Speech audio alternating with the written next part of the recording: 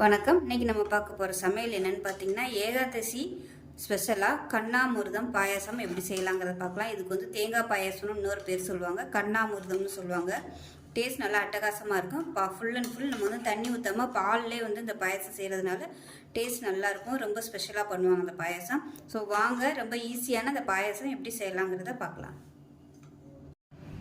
இப்போ ஒரு பவுல் எடுத்துக்கலாம். இதில் வந்து 2 கப் அளவுக்கு நாட்டு சர்க்கரை எடுத்துக்கலாம். நான் வந்து இந்த டம்ளரில் தான் எல்லாமே அளந்திருக்கேன். அதனால் ஏதாவது ஒரு மெஷரிங் வந்து கரெக்டாக எடுத்துக்கோங்க. கப்பு இல்லை டம்ளர் எதுனாலும் எடுத்துக்கோங்க. இந்த டம்ளரில் 2 டம்ளருக்கு சர்க்கரை சேர்த்துக்கலாம். இப்போ இதே கப்பில் 1 கப் அளவுக்கு தண்ணி சேர்த்துக்கலாம். இப்போ இது வந்து கரையட்டும். இப்போ இது நல்லா கரைஞ்சிருச்சு, தனியாக எடுத்து வச்சிடலாம். இது வந்து ஆறட்டும். ஆறுனதுக்கப்புறம் நம்ம வடிகட்டி ஊற்றிக்கலாம். இப்போ கேஸ் அமர்த்திக்கிட்டேன், இது நல்லா ஆறட்டும். இப்போ அதே டம்ளரில் 3/4 டம்ளர் அளவுக்கு பச்சரிசி எடுத்திருக்கேன், சாப்பாட்டு பச்சரிசி. இப்போ அதை சேர்த்துக்கலாம். 1/4 டம்ளர் அளவுக்கு பாசிப்பருப்பு. மொத்தம் வந்து 1 டம்ளர். அரிசி வந்து 3/4 டம்ளர், பாசிப்பருப்பு வந்து 1/4 டம்ளர், மொத்தம் 1 டம்ளர் வந்து எடுத்திருக்கேன். இப்போ அதை நல்லா 2-3 தடவை கழுவிட்டு வந்துட்டு பார்க்கலாம். இப்போ அரிசி எடுத்து அதே டம்ளரில் 3 டம்ளருக்கு பால் சேர்த்துக்கலாம். இது வந்து பாக்கெட் பால் தான், பசும்பால், பாக்கெட் பால் எதுனாலும் சேர்த்துக்கோங்க. காய்ச்சாத பால் தான் இது. 3 டம்ளருக்கு சேர்த்துருக்கேன்.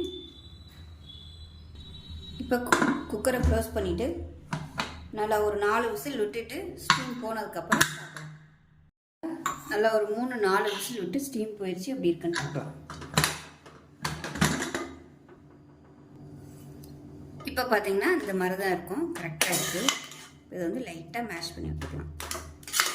இன்னும் கூட நீங்கள் 2 விசில் விட்டிங்கன்னா உங்களுக்கு நல்லா குழைவாக வந்துடும்.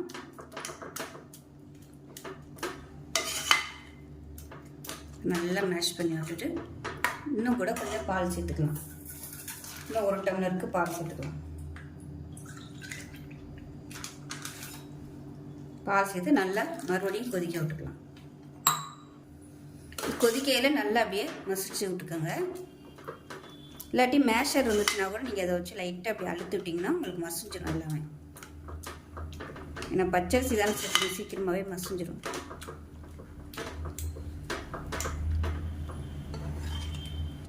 இப்போ இது கொதிக்குது, அதாவது மீடியமான ஃப்ளேமில் வச்சுருக்கேன். இதில் ஒரே ஒரு ஏலக்காயை லைட்டாக அந்த மாதிரி தட்டிட்டு சேர்த்துக்கலாம்.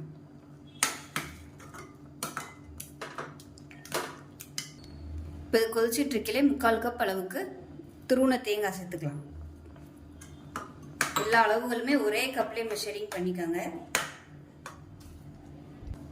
இப்போ இது நல்லா கொதிச்சிருச்சு. இப்போ வந்து நம்ம கரைச்சி வச்சுருக்க இந்த சக்கரை தண்ணியை வந்து சேர்த்துக்கலாம். இது வந்து நல்லா ஆறி இருக்கணும்.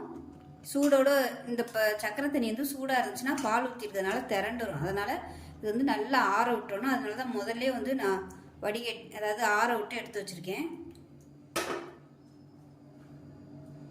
இப்போ இதை கலந்து விட்டுக்கலாம். கலந்துட்டு மீடியமான ஃப்ளேமில் கொதிக்கட்டும்.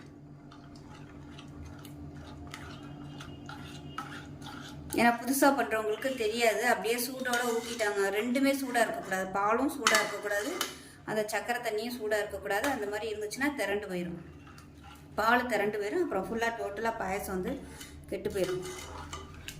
இப்போ இது மீடியமான ஃப்ளேமில் கொதிக்கட்டும். இப்போ நான் இந்த மாதிரி மேஷர் வச்சு நல்லா இன்னும் கொஞ்சம் சாதத்தை மசிச்சு விட்டுக்கிறேன்.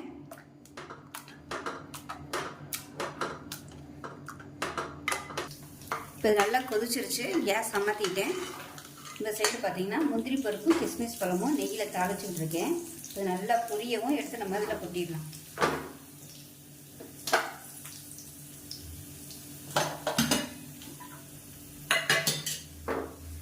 பாருங்க, முந்திரி பருப்பு கிஸ்மிஸ் பழமும் நல்லா பொரிஞ்சிருச்சு. அப்படியே